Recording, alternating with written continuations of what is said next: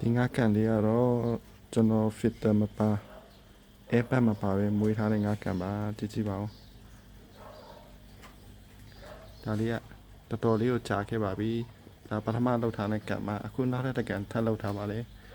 ဒီကန်လေးကပါအပင်မထည့်ရသေးပါဘူးအပင်နည်းနည်းပဲထည့်ရသေးတယ်အဆင်ပြေတယ်ဗျကြည့်ကြည့်ပါဦးအပင်လေးတွေလည်းတားလာပါလေအခုဆိုရင်ငါတေးတေးလေးတွေလည်းအများကြီးပွားနေပါတယ်ကျွန်တော်ဆက်ဆက်ထည့်ထားတာငါးလေးငါးကောင်ပဲထည့်ထားတာပါအခုဆိုရင်မှငါးတေးတေးလေးတွေအများကြီးပဲပွားနေပါတယ်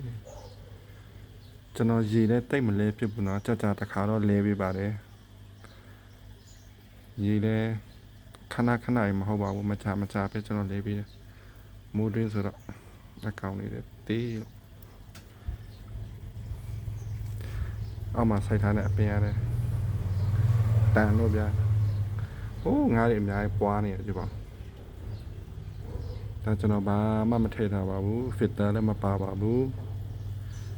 filter လည်းမပါပါဘူးရေစစ်လည်းမရှိပါဘူးဒီတိုင်းပဲမွေးထားတာပါ